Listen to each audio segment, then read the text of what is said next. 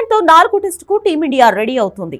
ఇప్పటికే రాంచీ చేరుకున్న ఇరు జట్లు ప్రాక్టీస్ ను మొదలుపెట్టాయి. అయితే ఈ మ్యాచ్ కు భారత స్టార్ పేసర్ బుమ్రా దూరమయ్యాడు.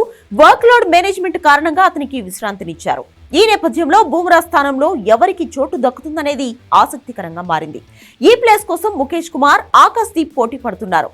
దేశవాళీ క్రికెట్ లో సత్తా చాటి తొలిసారి టీమిండియా పిలుపును అందుకున్న బెంగాల్ పేసర్ ఆకాశ్ దీప్ అరంగేట్రం చేయనున్నట్లు తెలుస్తోంది. అతనికి ముఖేష్ కుమార్ నుంచి పోటీ ఎదురుకానుండా టీమిండియా మేనేజ్మెంట్ ఆకాశ్ దీప్ వైపే మొగ్గు చూపుతున్నట్లు సమాచారం. ఇంగ్లాండ్ లయన్స్ జట్టుతో భారత్ ఏ తరపున బరిలోకి దిగిన ఆకాశ్ దీప్ 11 వికెట్లు తీశాడు. మరోవైపు ముఖేష్ కుమార్ సైతం బీహార్తో జరిగిన రంజీ మ్యాచ్లో 10 వికెట్లు పడగొట్టాడు. అయితే వైజాగ్ టెస్ట్లో మాత్రం ముఖేష్ కుమార్ తేలిపోయాడు. దీంతో అతనికి చోటు కష్టమేనని తెలుస్తోంది.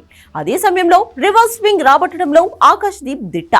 ఇప్పటి వరకు అతను 30 ఫస్ట్ క్లాస్ మ్యాచ్లు ఆడి 23.58 యావరేజ్తో 104 వికెట్లు తీశాడు. ఒకవేళ ఆకాశ్ దీప్ 4వ టెస్టులో బరిలోకి దిగితే ఈ సిరీస్లో 3వ అరంగేట్ర భారత ప్లేయర్గా నిలుస్తాడు. ఇదిలా ఉంటే ఈ సిరీస్లో భారత్ 2-1తో ఆధిక్యంలో ఉంది. రాంచీ టెస్ట్లో విజయం సాధించి 3-1తో మరో మ్యాచ్ మిగిలి ఉండగానే సిరీస్ కైవసం చేసుకోవాలని భావిస్తోంది.